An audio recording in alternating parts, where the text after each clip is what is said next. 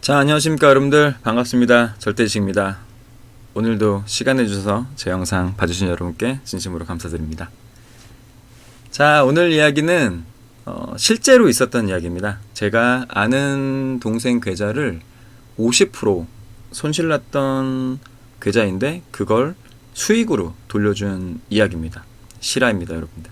한번 잘 들어보시고, 여러분들도 아마 이런 계좌가 있을 텐데 복구하는 방법이 여러 가지가 있겠지만 마냥 기다린다고 올라가는 건 아니기 때문에 어떤 전략으로 여러분들이 이렇게 계좌를 복구할 수 있었는지 이야기를 한번 들어보시면 좋을 것 같아요. 자, 우선 그 종목이 한 1년여 동안 주가가 떨어졌습니다. 자, 이런 식으로 주가가 굉장히 많이 떨어졌어요. 떨어졌을 때 고점 대비 거의 한 70%? 한 80%? 이 정도의 매수를 하고 물린 상태로 1년 정도 갖고 있던 것 같아요. 네. 그리고 나서 50% 손실 구간에서 더 이상 빠지지 않고 이 종목이 이제 횡보하고 올라오는 자리가 됐을 때 제가 그 종목을 보고 대응 전략을 이제 준 거죠. 첫 번째는 정말 다행인 건 여러분들이 손실난 계좌가 투자 금액이 적으면 적을수록 좀 다행인 것 같아요. 왜냐하면 여러분들은 보통 손실난 계좌를 물타기를 하는 경우가 많지 않습니까, 여러분들? 물타기를 되게 많이 해요, 보통은. 근데 저는 추가 매수라고 말을 하고 싶어요. 추가 매수와 물타기에 대한 차이를 나중에 말씀드리겠지만, 물타기는 여러분들이 그냥 손실금을 줄이는 게 아니고 손실 퍼센테이죠. 이걸 마치 물타기를 해서 줄이면 내가 손실을 복구한 것 같은 착각을 가지는데, 사실 이건 손실금이 줄어들지 않기 때문에 손실을 복구하는 게 아니죠. 근데 보통 일반적으로 이런 거를 착각해서 물타기를 하는 경우가 많은데, 전략이 없으면은, 추가 매수 전략이 없으면은 물타기로 저는 생각을 합니다. 그래서 이 동생에게, 다행히 이 동생이 자금이 좀 적었어요. 그래서 제가 이거를 복구할 수 있었는데 250만원 정도를 투자를 했죠, 이 종목에. 그래서 50% 정도 손실일 때 제가 이제 더 이상 바닥이 빠지지 않고 횡보하고 있기 때문에 이런 자리에서는 매수 포인트가 이제 나올 것이다, 이제 기다려라, 대신 너가 추가 매수를 할 수 있는 자금을 준비해라. 저는 추가 매수를 할 때 어떻게 하냐면, 보통 추가 매수를 안 해요, 저는, 여러분. 왜냐면 중기적인 관점으로 들어간 종목들이 없기 때문에 대부분은 빨리 손절매를 치고 나오거나 빨리빨리 대응을 합니다. 근데 이 동생은 일단 제가 매매한 스타일도 아니었고, 이 종목이 1년 동안 물려있으면서 투자 금액이 다행히 250만원이었기 때문에 제가 추가 매수 전략을 쓸 거니까 배로 똑같이 250만원을 준비하라고 했습니다. 그래서 이 친구가 250만원 준비했어요. 제가 매수 타이밍을 보고 있다가 이제 올라가는 자리들, 이런 자리들에서 250만원을 추가 매수를 시켰습니다. 자, 추가 매수. 그러면은 이 계좌가 지금 50% 손실이라면 이게 몇 프로가 되죠, 여러분들? 배수를 했으니까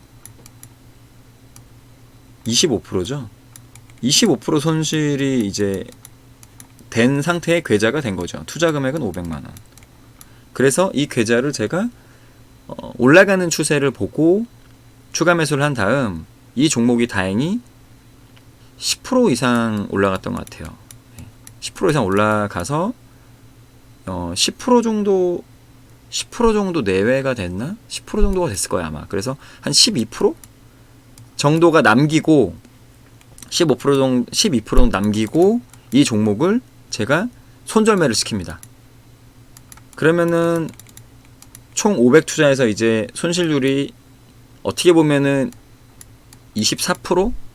두 배수니까 지금 총 계좌는 12% 손실이 된 거죠. 그래서 어차피 500만원이 큰 돈이 아니죠, 투자하는 입장에서는. 뭐 사람마다 기준은 다르겠지만. 그래서 제가 12%의 손절매를 시켰습니다. 시키고 바로 그 제가 보고 있던 종목인데, 그 당시에 뭐죠? 소리바다인가 그 종목을 제가 손절매를 한 나머지 자금을 여기다가 풀베팅을 하게 합니다.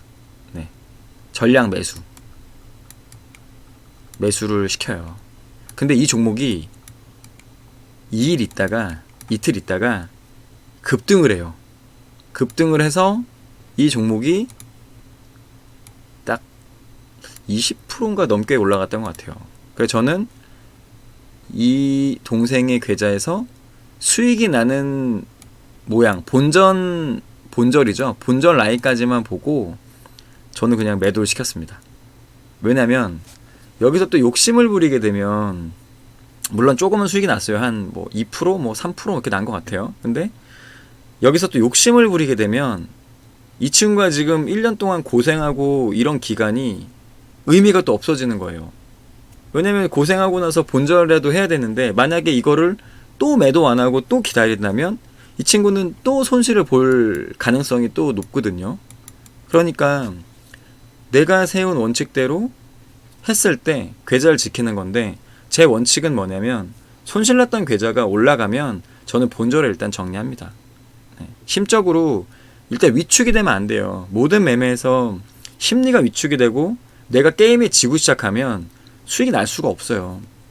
여러분들이 이기려면 이렇게 해야 됩니다. 그래서 저는 제 원칙대로 이 친구의 손실 계좌를 약수익이지만 수익으로 돌려주고 이 매매를 저는 끝냈던 것 같아요.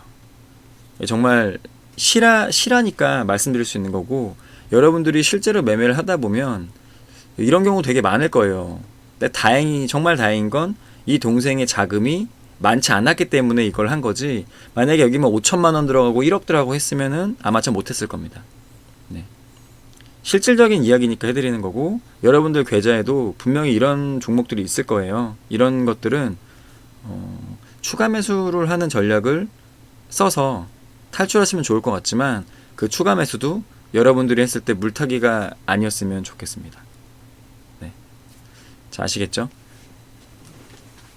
엄청나게 어려운 방법이나 엄청나게 할 수 없는 그런 방법들이 아니에요. 실제로 매매를 하다 보면 다 여러분들 할 수 있습니다. 생각할 수 있어요. 다만 그런 것들을 경험하지 않고 전략을 세운 적이 없기 때문에 못하는 거지 정말 매수 매도할 때 우리가 한 번쯤 더 생각을 하고 전략을 짠다면 여러분도 저처럼 매매를 할 수 있다고 저는 생각합니다.